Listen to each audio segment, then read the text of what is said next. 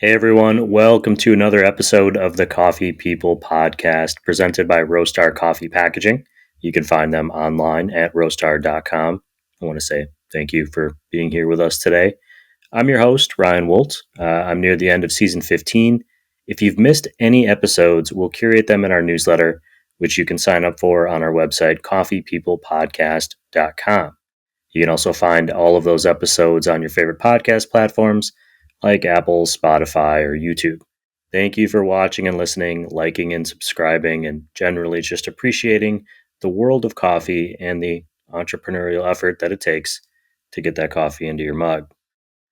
Okay, now that we've got that out of the way, I hope you have a good cup of coffee today too, because we're going to get into the conversation with two great guests, the co-founders of Third Wave Water.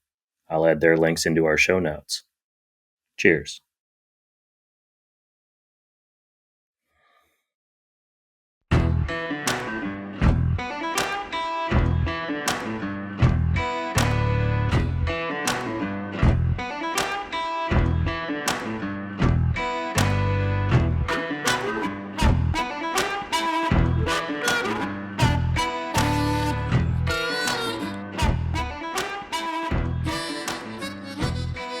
And like I just said off air, I appreciate you both being here. Welcome to Coffee People. I'm excited to be here. I haven't done a show in a while, and it's just me and the dog, so I get kind of lonely up here in Oregon. Would Yeah, you, would you gentlemen mind introducing yourselves for the audience, just so they can hear your voice, maybe your name and the company you work for, Third Wave Water, what you do there? Sure. My name is Charles Nick, the president of Third Wave Water. I lead a lot of the marketing, administration, and sales efforts. My name is Taylor Miner, I guess functioning co-founder, CEO. I do a lot of the operations, facilities, making sure sticks get made, all of the kind of behind the scenes stuff. Well, I'm excited to talk more about those sticks in a little bit, but I'm hoping that we get a little more background before we do that. Coffee is something that impacts all of us, even when we're not working in it. I'm wondering if you have kind of memories of coffee or a first coffee kind of aha experience that made you think, oh, this is something that I'm interested in, and put it on your radar in that way. Sure. First experience. The first experience was negative, if I'm going to be honest about coffee.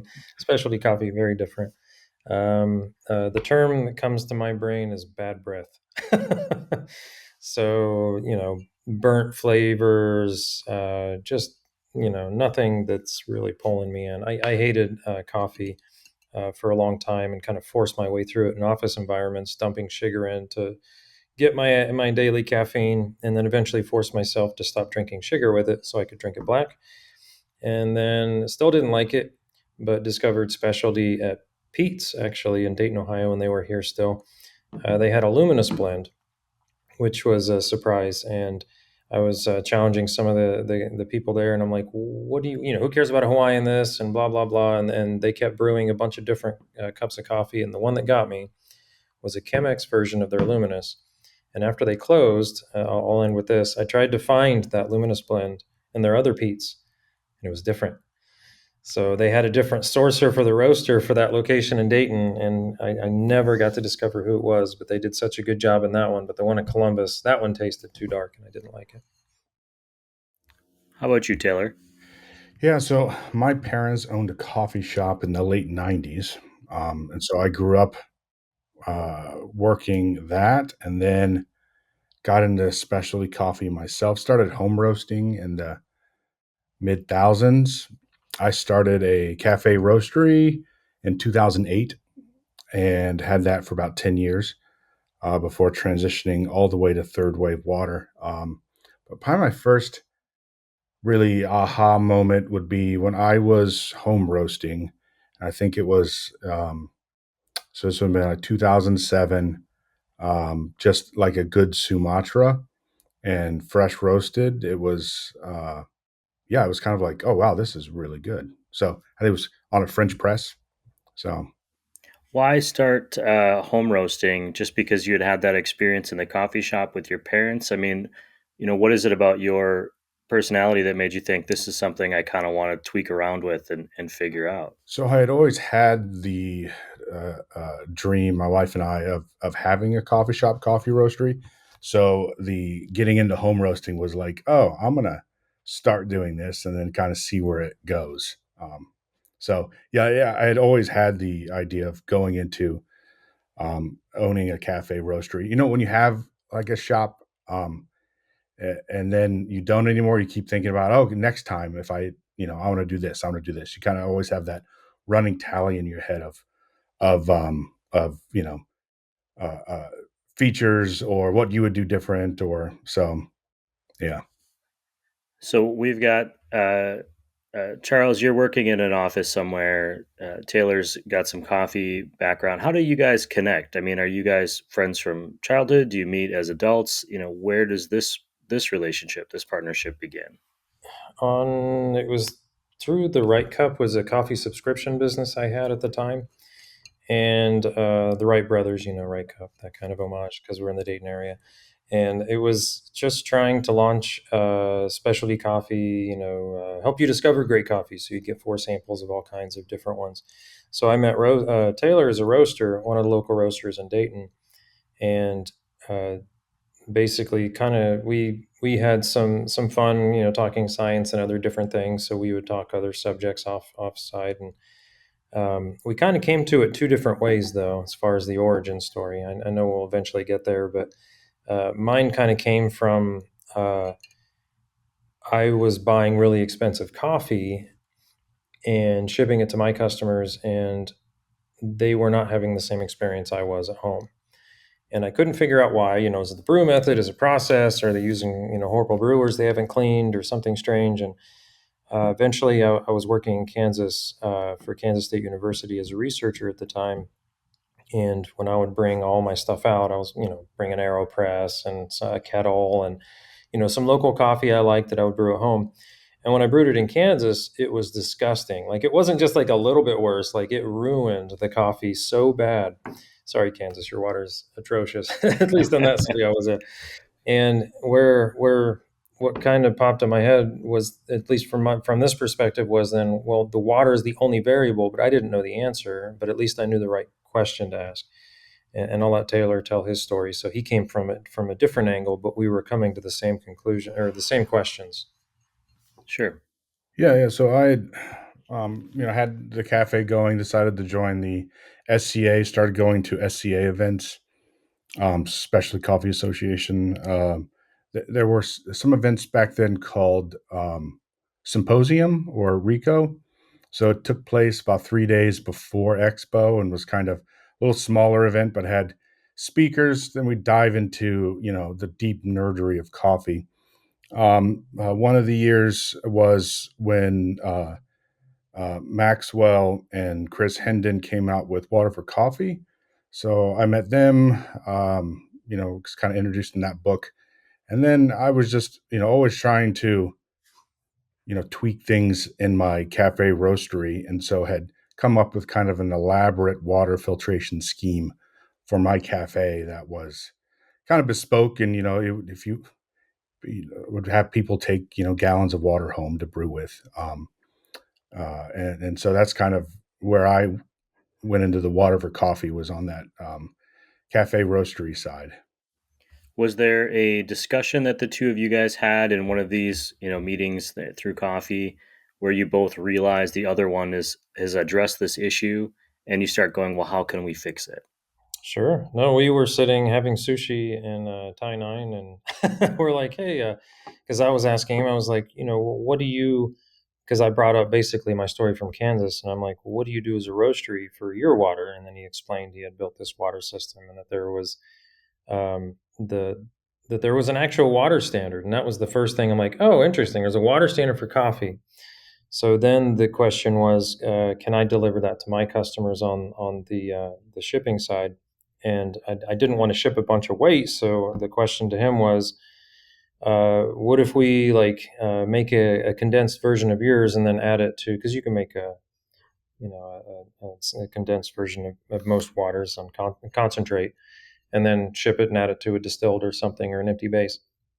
And then he kind of joked back and was like, well, yeah, no, we could freeze dry it. And we're like, well, actually, we wouldn't freeze dry it. We would just start with the minerals. And then that's what kind of started off this whole journey, because we didn't want to ship heavy water, and we wanted to make a concentrate, but then powder was the most efficient way to get it, because then you don't have any concentrate. You're just starting it with a complete open empty base. I Yeah. So think that after our conversation, I kind of had a laboratory in for testing coffee and stuff, and so I got all these minerals, came up with kind of the first beta version of third wave water, put it in some micro centrifuge vials. It looked really suspicious. I dropped it off at the office co-share that Charles was at, just at the front desk. I'm like, hey, this is for Charles. It's not sketchy, but and then the next time I think he was in Kansas, he used that to brew with, and then kind of came back with his experience. those first batches, those beta tests, as you mentioned, which first of all, good on you for not trying to mail them, because I think that would have probably gone horribly wrong. But also, how do you know what minerals to combine? Did you break down the water that you were using, at your facility, and say, well, this is what is in this. This is the solids that are dissolved here in this water, and reverse engineer it? Did you go to resources like Chris Hendon, who I just saw speak, and I only understood maybe 20% of what he was saying? Uh, how did you determine this is what I think might make sense for what Charles is doing over there? Yeah. So I kind of backed into it. So, there's obviously, hey, this is kind of big picture. There's obviously there's no one water, right? But there are objectively bad waters and objectively better waters, and those can vary different from different roast types. But in general, Water you're standard. like, okay, we're looking for this target, right? And you can specify that as much as possible. Then I started looking at the practicalities of mixing multiple minerals together, to not and not having chemical reactions that were unintended, right? So if you mix in a liquid form, for instance, sodium bicarbonate, baking soda, and calcium chloride, they have a chemical reaction and then actually break, separate, and then create calcium carbonate and sodium chloride. Um, and so there are some powders that will react to if the moisture changes or the temperature changes. Then I started looking at, okay, water solubility of different minerals, right? So there's some minerals like, oh yeah, we can put in water, but we need carbonated water to dissolve it. Or and then there are some minerals that were like, okay, these are really corrosive to stainless steel. I didn't really um, like them. I also thought, like, man, if somebody were to use this improperly, right, they could really ruin their coffee equipment. For instance, calcium chloride is can be really corrosive to stainless steel and espresso machines. So, say somebody puts in a 5 gallon stick into the 1 gallon container, they use that and they can ruin their machine. So it was kind of all these different things. I was like, okay, what would work best in all of these scenarios, and how can I get to it? So it there were already lots of people in specialty coffee making their own water, so that was a thing. Even Maxwell and Hendon were making their own water for doing taste tests at this symposium. So there was already a lot of people making water, but I just came about it like, okay, practically, what powders can I mix together? What minerals can I mix together that will dose properly, that I can store, that I can package? And so, yeah, it was multifactorial. But definitely beyond the mechanics, it started with the SCA specs. So like 150 TDS was a generic to start and work backwards. Well, he knew from magnesium, like he had read through the book, which we still can't find, by the way. I know it's here somewhere. The Water for Coffee book, magnesium is an importance. So we made sure magnesium was a part of a recipe. But yeah, we definitely had a lot of mechanics on the blending specific powders into a fluid, and to figure out what was going to work. It sounds like you guys are at that point already thinking about it as a potential product. Oh, Are 100%. Yeah. Yeah, are you working together at this point? Are you saying we want to develop this into a product? Why go from the this is a curiosity, a rabbit hole we've fallen into to oh, there's a business here. Because it was solving my issue. Like I wanted this fixed for my customers, so we made an initial batch set and sent them off to my customers just to see, um, with an a specialty coffee consumer base, like would they react to it well? And it was overwhelmingly positive, and that's why that was a big part of why I think we decided Yeah. to launch forward. So Charles and I both read a lot of business books, had a lot of less than successful businesses before third wave, and we had learned a lot. So when we met, what I found is we were both speaking the same language and kind of on the same wavelength. And like I knew, like, oh, I want to work with this guy. I don't know really how yet, but I think we make a good team. So there was some of that. Kind of in that was the idea of like, hey, what's minimum viable product? How can we test this and make it fail quick, right, before you launch something? How can we do? So what is that? So yeah, our first thing was all hand weighed out in little centrifuge vials, and we didn't even have a name yet. We just called it Coffee Spice. I was a kind of a Dune nerd, and I thought, this is like the spice, and yeah, and then uh, we got some feedback. People really liked it, and then I think we were at a Dayton Startup Week. They had a little like startup entrepreneurship convention, and we both decided, hey, let's launch this for real. There's a small coffee event in Chicago in a month. Let's launch it. So we then decided, okay, now we have 4 weeks. Let's launch this company in 4 weeks. So and from there, then we got came up with the company name, the logo, made our first batch. And again, this was okay. Like we know some people like it, but let's do a little bigger and see what people say. At that industry event, the right people were saying the right things. At least we thought. So we're like, okay, let's launch it. Let's keep growing this. Let's have our website. Let's sell online. And then that quickly went into let's do a Kickstarter. So that discussion we had was the beginning of October. The end of October, we launched. We had our first online sales in November. We decided in December to do a Kickstarter. We launched the Kickstarter in January. It funds in 11 hours, and then we get an email February from Shark Tank saying, "Hey, we think you'd be a good fit for the show." Oh, So that's interesting. They reached out to you. yeah, they reached out to us. So it was all extremely quick, and just kind of once it got going, just kind of kept going. Like kind of holding on for dear life. I've launched a couple of Kickstarters or startup fundraisings myself. They always tell you that you should take 6 months to plan for it. It doesn't sound like that happened in this case. Was the response what you expected, or were you surprised at how quickly people kind of caught on? I mean, Um, are there competitors at that time doing this that you I were would say like, we put in 6 months of work into 1 month.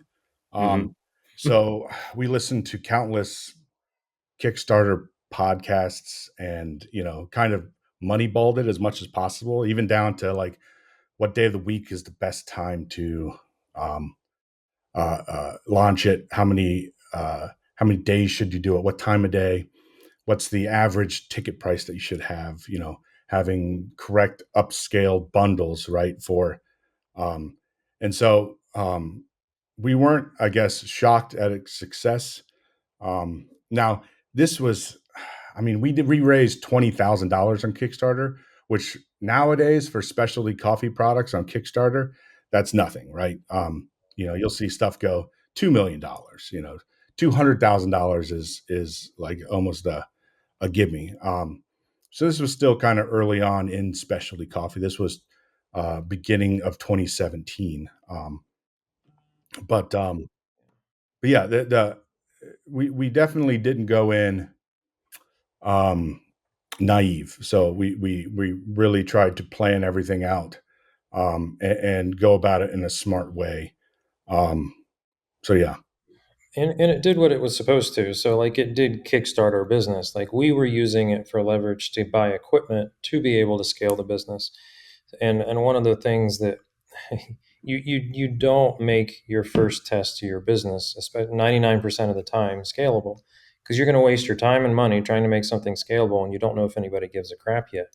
So you got to first find out on that first, like your very best customer base. If you, whoever you think that is, if you market it to them and there's no hook, then how much money and time did you just waste before you got to them?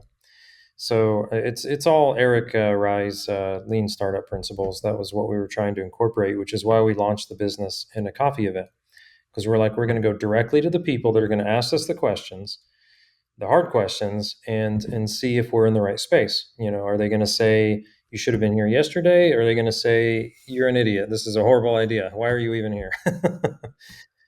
Is it going to be a hard sell or an easy sell? And for us, it was an easy sell. Like they were telling us, wow, this has been way too long in the industry coming. Somebody should have been doing this a long time ago. So when that email comes in from Shark Tank, which has become this huge empire of a show, and it was even fairly popular in 2017, but maybe not quite where it is today. You take that opportunity We and you won't do take all the credit for bringing it up, but that. Hey, you never know. What made you think, yeah, you know what, this is going to make sense for us? And then what was that experience like? How did it change what you're doing? So funny thing is July of 2016, right? It was the first time we sat down and talked about this. Charles actually took meeting notes, and we said this would be great for Shark Tank.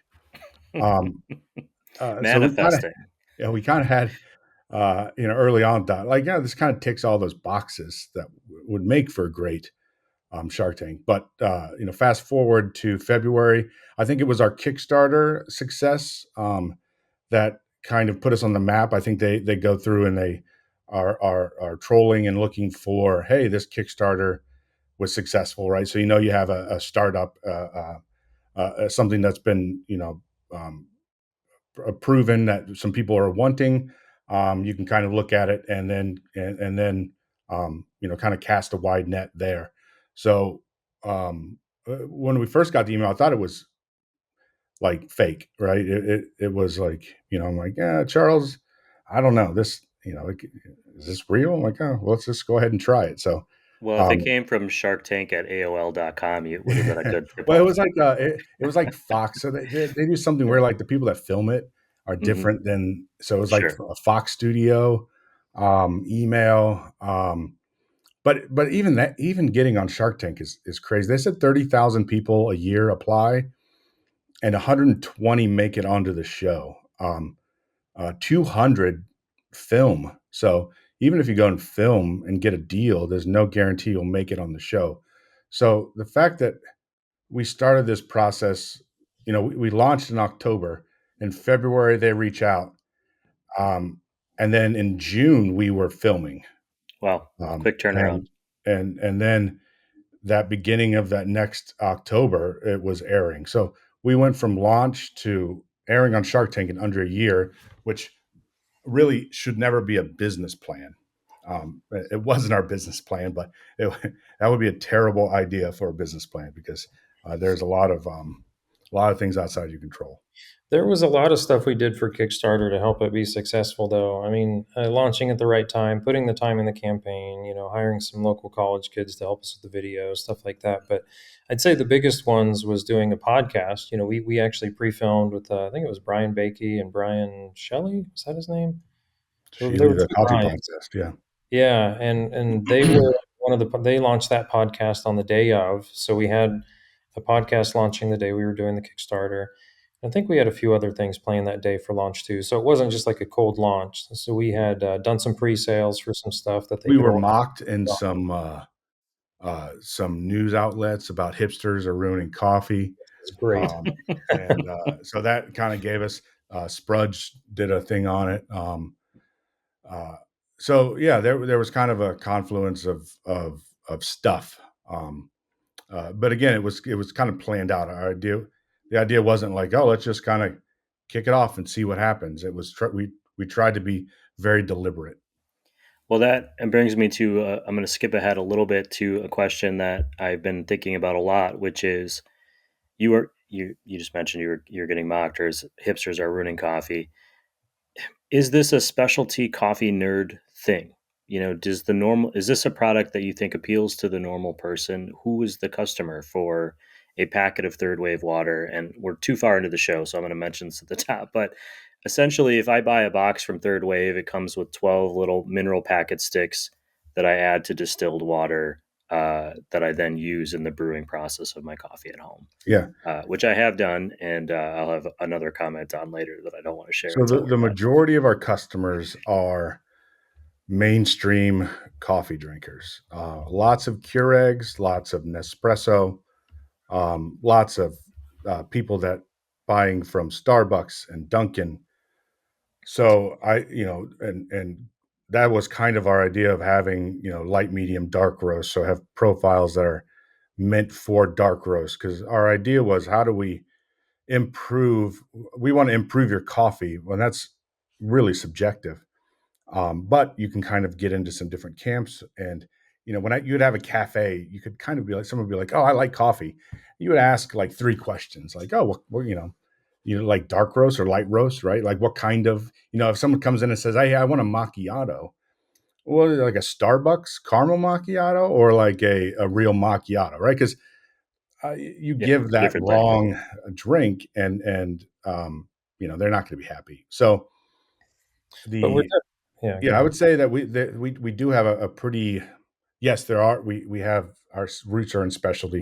We have a lot of specialty consumers, but also we have a lot of, regular salt of the earth people. Our low acid profile is kind of out there. It's not really, uh, uh, it's outside of SCA or specialty spec. It's just a really high alkalinity water that will reduce acidity up to 400%. And so it's um, yeah. So yeah, I would say it's a good spectrum of specialty coffee people and regular coffee people. Yeah, our goal is to help anyone in coffee the easiest way possible, like an emphasis on easy. So to get you to the SCA profile as quickly as possible, to get you to a calibrated cupping profile as quickly as possible, to help people that are struggling with low acid issues. Like that was one we started a couple of years ago. Doing the light, medium, dark is it's logical because it matches what people are reaching for, right? Like when they're picking up coffee, whether it's specialty or non-specialty. There's arguments that say, no, don't even say what the roast is. You're roasting to the bean. And it's like, okay, ignore that conversation for just 2 minutes. Most people are still reaching for something that says light, medium, or dark on it. So that helps them on the branding to at least get them in the close pocket. We still explain to them to experiment. So if you have a light roast, try the medium. If you have a medium roast, try the dark or the light. Kind of go on both sides of the spectrum and then start to find out what flavors you like. Because between them, they will emphasize certain notes and then they will also leave behind certain notes depending on what you're doing with the water. So it's always fun to experiment and see, oh, I didn't know I actually would like this coffee with this different water versus the other one.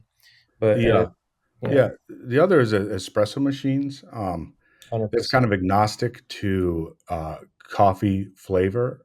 So obviously, coffee flavor is a key to that, but probably more so is the sustainability of your espresso machine. So a lot of people spend hundreds, if not thousands, of dollars on an espresso machine.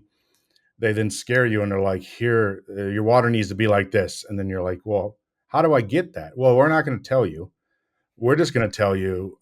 We always joked, called it the Kobayashi Maru water recipe, where they that's like a Star Trek reference to this unwinnable game. So the the water recipe that you see is kind of useless to most people, right? When they're like, oh, it needs to be this much total hardness, this much general hardness, this much calcium, this, and it's like the pH of this. Well, like most people are like, what am I supposed to do with that? Just tell me what I need to do. And so it's really an actionable way for people to protect their equipment, and then also to get ideal coffee flavor. So Yeah, I would say our biggest, most popular product is our espresso machine profile. which is why we partner with a lot of espresso machine companies now. So more and more trying to help them, like, how do you have a good experience with your product? Meraki, it comes with the third wave water. DeLonghi, Rancilio, they recommend us. We're not in their box yet, but we're starting to work with more and more. La Marzocco Home, they'll mention it. Still not on a publication there yet, but but that's our another part of the goal in helping people enjoy their coffee is making sure their super expensive machinery doesn't die. And then the last thing I'll put on that is the so when I calculate out how many sticks we sell, it ends up being about 150,000 cups a day are drank with third wave water. And so there we've shipped to like 83 different countries. Um, we so yeah, I would say that it's yes, it's specialty, but it's also, you know, that's what's nice thing about in the US. You have some of the food that people eat nowadays, right, is better than the elite were eating 50 years ago, right? So, and then once you kind of have that experience of like, oh, good balsamic vinegar, good olive oil, good bread, good chocolate, right? You're like, well, I kind of like that, and I want to stick with that. And so I think the same as with coffee. People have those, you know, oh wow, I can't go back to drinking coffee like I used to, and they're kind of now they've upgraded and they're going to stay that way. The first third wave water packet that I actually got at a SCA event was a sample product I brought home. I went and picked up the distilled water and put it together, and I wanted to be. I didn't want it to work. I'll be honest. I was like, I don't want this to work because I don't want to have to buy a new thing. I don't want to deal with it. I already have my system in place. And then I used that first box that I had and brewed from a machine and a pour over, a French press, kind of all the different ways that I like to make coffee, depending on you know, the attitude I wake up with in the morning. And it was actionably better. I mean, it was noticeable to me, like, oh, and I was coming from a place where the water's not great coming out of the faucet. And so I actually remember this kind of like, oh shit. Well, now this is something I'm doing. So it was something that I really had that experience as a customer. And then, I buy my own third wave water and do use it. I'm wondering, to go back a little bit, between that kind of Kickstarter launch and the filming of the show, it's not all just getting ready to be on television, which is cool, but you still have this thing that's growing and you're still figuring out details and if it can scale and how to do that.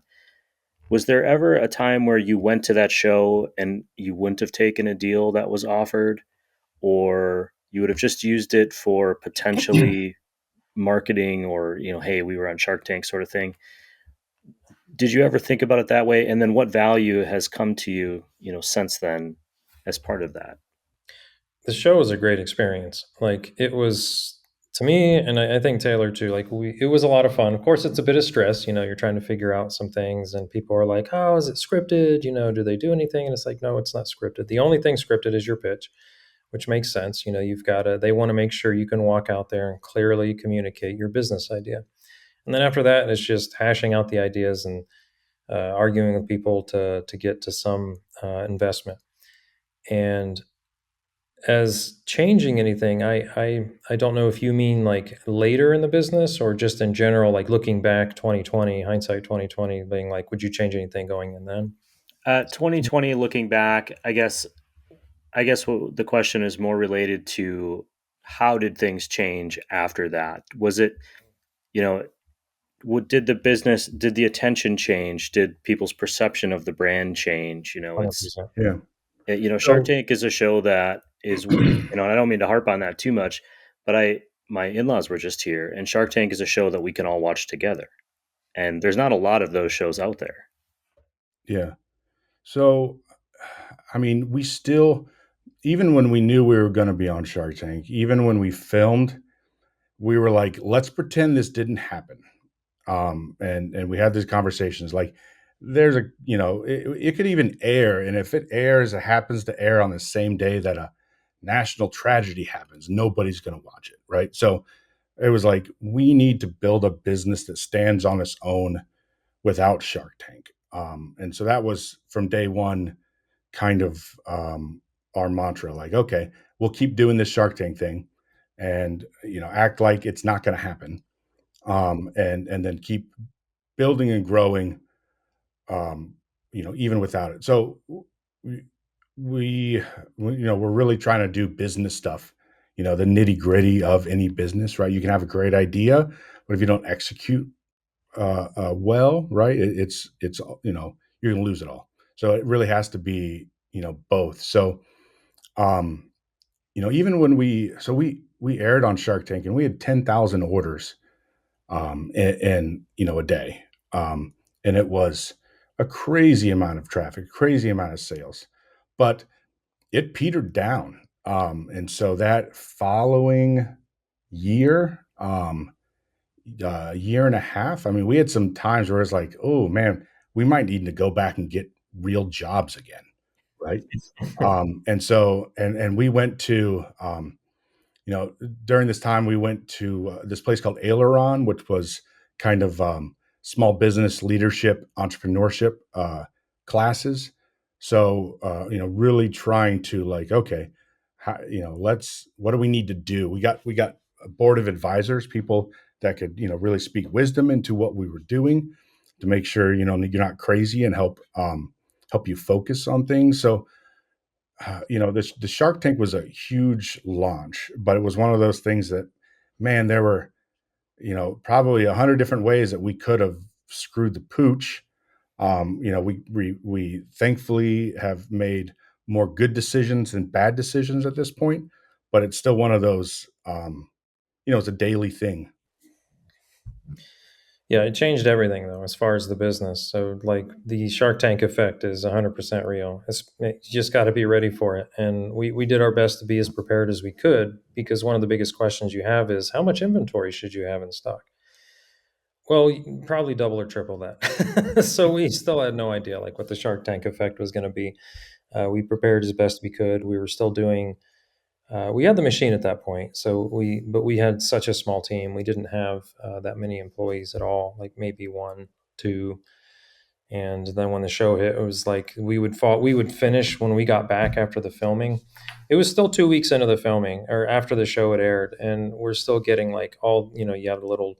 So sometimes people keep these on. We had to turn it off, where you have like Shopify dings worth a sale, and Amazon. And we would finish the day with more orders than what we were shipping off that day, and for like the next 2 weeks, and we just couldn't keep up. But it was so fun. And then I was like, okay, we got to keep hiring. It's a good problem to have, as long as you don't burn everything to the ground and how you deliver your product. So it's still got to be a quality product. And final note on the Kickstarter, I think one of the ways that we helped him, I think, impress, and anybody on Kickstarter can impress somebody at Shark Tank if they're trying to get their attention, or an investor, is it wasn't just the Kickstarter or even that they sold, it was that we delivered too. So I think all of those things together, because we delivered on time the product we promised, those things are what investors and what people, because Shark Tank is investors, so that's why the producers are maybe looking there. They didn't tell us they were looking there. Is because they're looking, and people are looking and finding those companies or organizations that can actually do that whole process. And if you can do that and actually deliver, because there are many, many, many people, as you've seen on Kickstarter, that do not deliver, and they promise, especially in coffee world, we have a ton of people that sell coffee stuff, and it's like, here's 100K, here's 2 million. And it's like, well, did they deliver the machine yet? Anyways, yeah, that's a big part of it. I mean, there's something to be said for having an idea, but then the execution of that idea. I used to always share a lot of my thoughts or my creative ideas or entrepreneurial ideas, just to see if there was interest or if it was a good idea, and I didn't worry that much about who I was sharing it with, because not only did they have to have like the idea, they have to have the skill and the will and the time and the energy to do that thing. That's changed a little bit on the creative side with the advent of things like ChatGPT and so on. But I'm still fairly liberal with, if I have an idea, I want to throw it out and get as much feedback as I can. You mentioned that those first, 10,000 orders all of a sudden, coming from probably a much smaller amount. I understand sourcing for green coffee. I've learned enough about that and talked to enough traders. Sourcing of minerals, though, isn't something that I had ever really thought about. It in my head. I'm thinking about beta testing, but you're like going and buying products off the shelf somewhere. How does that even Yeah. become something you're aware of, and how does that go work Yeah. this? So early on, it's not only just the product, but it's like, hey, is it in the right size that we need it? So I had a VersaLab grinder. It's a Weber grinder before Weber grinders. Hmm. Um, it's one of the first low RPM espresso grinders. Anyways, I use that to grind down our magnesium sulfate for a year before we found a supplier that we could get it in the sizes that we need. Right. So yeah, it was a learning experience. You have to figure out, you got to Google it, but you don't know the terms yet to even Google. So it's like you have these kind of ideas, and then you see a word or a phrase. You're like, oh, that's what I'm looking for, and then now you know what to search for. So yeah, there was that. There was, even from making the stuff, right? Like, making one hamburger is easy, right? Now make a million of them the same way, right? That's exponentially harder, because there's so many steps along the way. So, just even from launch to where we are now, we've had lots of iterations and internal testing, and in terms of making our product better. And but yeah, the sourcing is different. So, but it wasn't necessarily harder. Business is just, it's a constant troubleshooting because you're creating new problems that you never had. So like every time, like you're like, oh, I'm going to manufacture this thing. It's like, oh crap. Okay. How am I going to do that? If it's an original idea, or even with a coffee roaster, you still got to find, where am I getting my bags? How am I getting stuff packed together? And there's a lot more people today that will help you with pieces and parts, but can they help you reach your audience in your specific neighborhood? What's the marketing look like for that region? So you're still going to have different troubleshooting for your business and customer service and in marketing and reaching out and in product development. And as you grow and try all the different things in your business, I think that's one thing that Taylor and I have been blessed with, is we enjoy the troubleshooting process. And that's been a strength of ours, that when we do have a new challenge, whether it's in production or in other parts of the business, it's not just us fixing it, but we don't just give up. So we try to bring in other people, like where we mentioned a board of advisors, so they can help us, and we can call them and ask them, hey, we have this issue. So in business, if you're don't remain alone. Once you start business, start making partnerships or friendships with other business people. You don't need to partner with them for them to help you. And that's a big part of growing business, is knowing other business leaders and owners. That kind of leads me to this segment we do here. This show is sponsored by Roastar Coffee Packaging.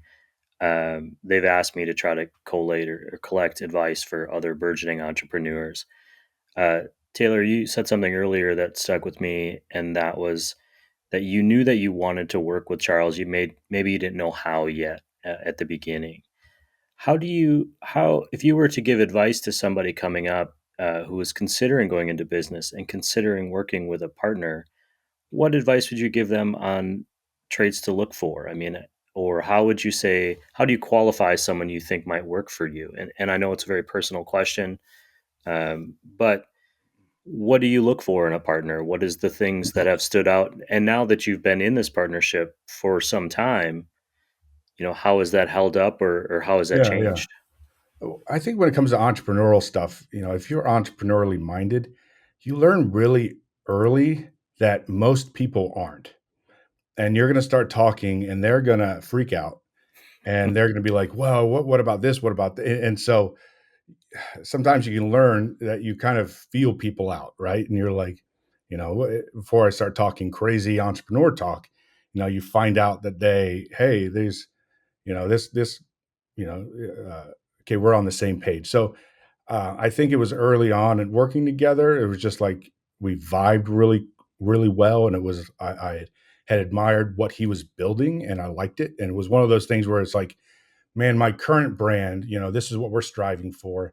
I like what he's doing. Like, I want to learn from some of that. And honestly, so that, that day we had lunch, I was setting up a cold brew tap at the office co-share and to do nitro cold brew.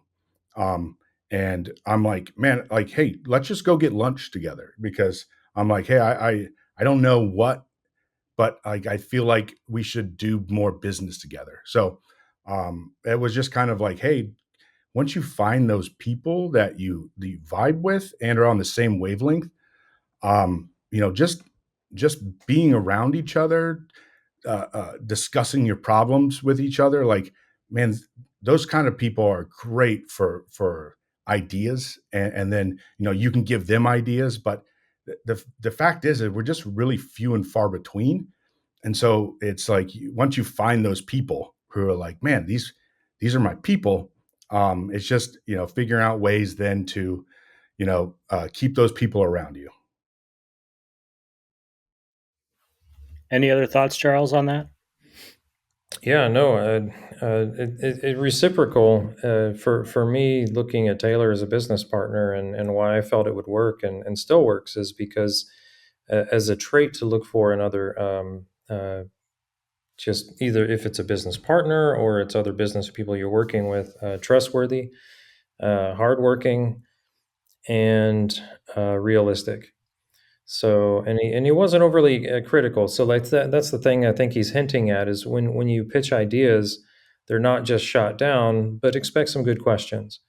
So he's going to ask you, or your other, business helper people are going to ask you good questions. They're not going to give you the right answers, and that's a big thing that I think works for advisory boards, for working for with other business entrepreneurs.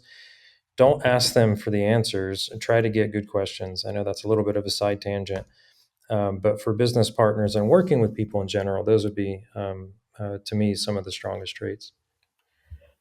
Coming up on 45 minutes, I've got a million other questions I could ask, but I want to make sure that we get a chance uh,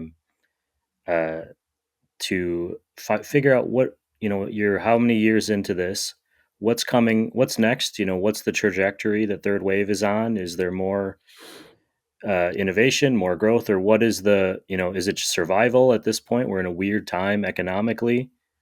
What's the future for Third Wave Waterhold? If you're not growing, you're not growing.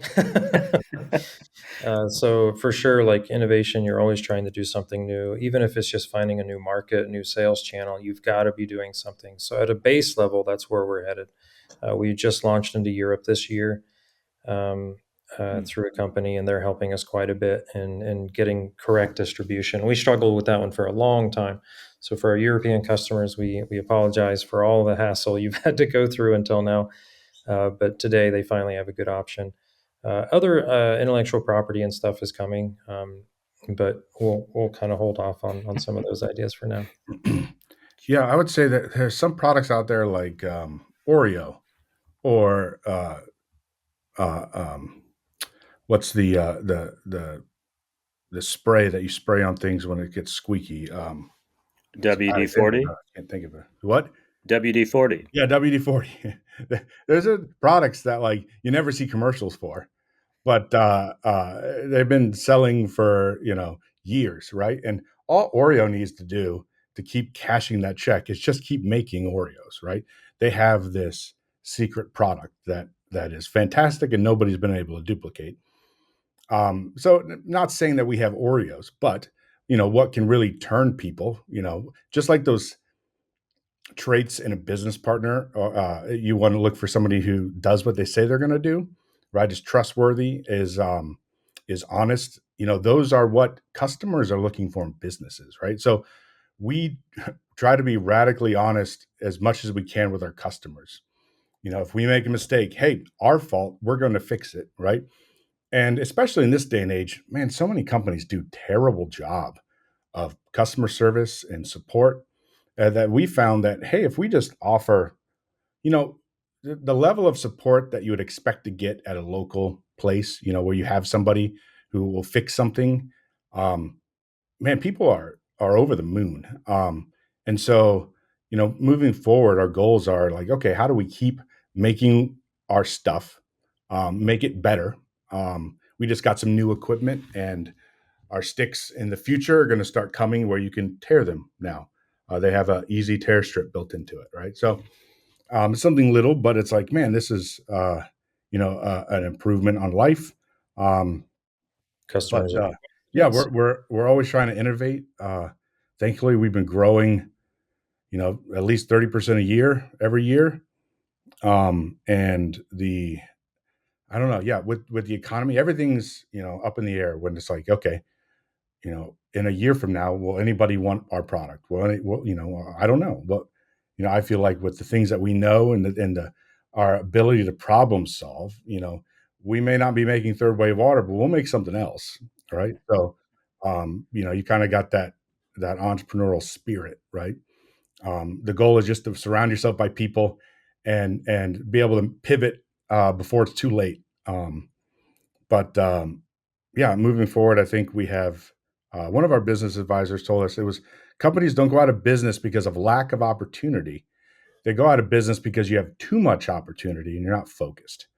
So you end up trying to do too much and you do a bad job at all of it. And you can spend all of your money real quick. So Well, Yeah.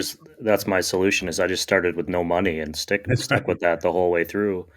Um, is there a regulatory body that you have to answer to with your products? Is it an FDA product, or is it, Yep. who's checking in to make sure that what you're putting in there is what you're putting in there? Yeah, that's a good question. So we had to register through the FDA when we first launched. FDA is a little different than local health departments. It's like uh, it's the onus is on you to register, right? And if you were to say, "Hey, we're registering a shrimp processing factory," right? They're going to have somebody out there the next day inspecting you, but ours is pretty low risk. So the FDA then uh, got a hold of the Ohio Department of Agriculture, and then they come out every year or two and inspect us. So we have basic FDA uh, regulation requirements. Um, they we have a pretty in terms of risk level. We have a pretty low risk level, right? We're not processing raw chicken or stuff like that. And so I think then the next level would be any kind of independent. There's some big box stores that require uh, you know, some four letter, company. They have to come in and inspect you, right? And it's like a whole different set of, ISO 9000 or whatever compliance you need to be in. So I think as we grow, we're kind of like, hey, let's let's do a good enough job. So if one of these opportunities come along and we need to be able to be certified by another third party, that we can, fit into that rather quickly. It's level of effort as we need. Sure. I have two last questions, and the first is for anyone listening: where's the best place for them to find third wave water? You mentioned markets. Is it available in grocery stores, online? What's the best way to do that? Definitely online. There's tons of grocery or specialty cafes around the country. If you want them to carry us, please let them know, and let us know. We'll reach out to them too and say you said hi. But Amazon, our website is totally fine. Thirdwavewater.com. Okay, and then the last question I have is: if you are out and about, let's say you're headed off to some convention for coffee somewhere, and you stop to order a cup of coffee, what is it that you're going to order from a coffee shop? If it's a specialty coffee, Let's assume it's a pretty good, okay. coffee shop, and they've got all the right hipster things on the wall, and it looks like they know what they're doing. All right. I would probably lean more towards asking them which Colombian or African is their current favorite. So I like quite a bit of the Ethiopian Yirgacheffe or Kenyan or on the Colombian side. But I like all the coffees, but those are where I naturally gravitate to. Some of the co-fermented stuff I'll take a step back from. I do enjoy the co-ferment if it doesn't have that weird aftertaste. If it does have the front taste, I'm all about it. It tastes like liquid gold. It's amazing. But once that goes bad, it's atrocious. Yeah, I'm impatient, so a lot of times I'm like, if they already have a drip already made, right? It's just like, hey, I'll take whatever's in the batch brew. I usually don't order a pour over. It could be hit or miss on pour over in terms of level of effort, or you're just waiting around and you're like, twiddling your thumbs. But yeah, if I'm really hungry, or I might get a flat white, or a mocha or something with some milk in it, right? That'll kind of. But no, I'm usually it's batch brew, pour over, something filter coffee, and yeah, like Ethiopian, um, or yeah, asking the barista, what's your favorite? What's your what do you like? Or hey, I'm looking for something a little brighter, more acidic, a little more fruit. What do you recommend? And that can be fun in terms of building those relationships with people, and finding undiscovered gems. It is fun to see like what specialty drinks they have, because so many specialty cafes now have like a specialty drink section where it's not just the coffee, but it's like a mixed drink almost. Sometimes without alcohol or whatever, but they have their own unique recipes for like a really nice, it's got a pinch of orange and who knows what else that they put in there. And those are the types I do like to experiment and try to find recipes. And then it's got to be brewed by an Alpha Dimenci steampunk machine. A throwback. Yeah. Yeah, I'm a sucker for like, hey, we're known for this thing, right? Like this is our, I can get this here, and so I like, experimenting with those things. It's always exciting when the barista is excited as well.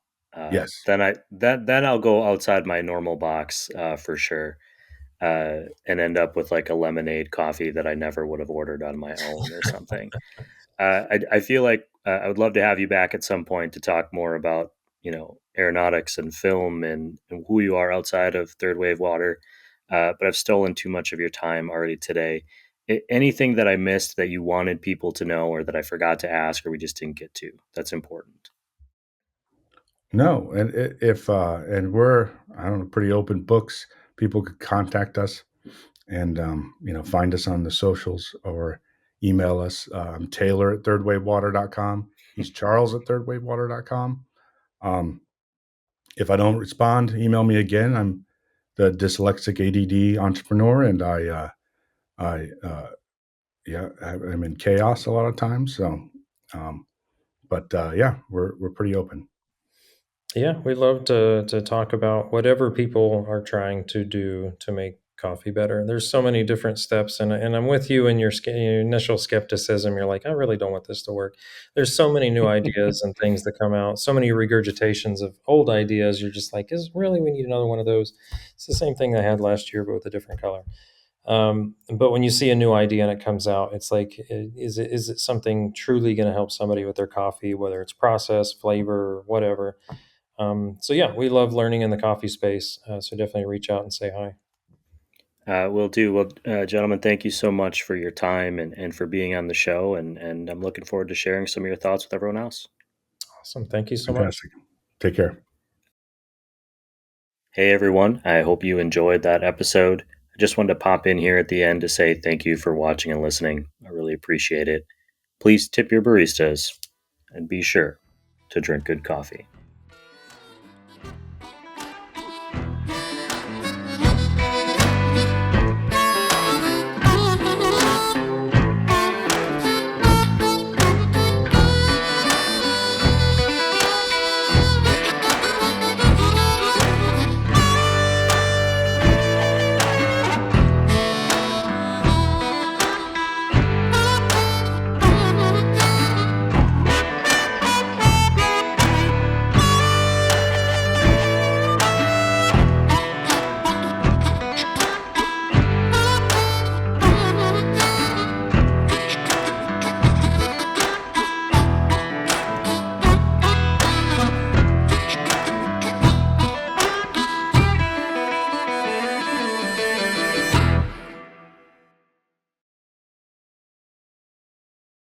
Sliding into your screen is not just any coffee can, it's a Roastar coffee can. Don't need thousands, personalize just one in Roastar's Design Lab.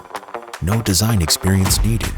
Choose a pattern, add your logo and text, or create something memorable with AI. Being made in the Midwest, you can expect it on your doorstep in no time. Now that was smooth.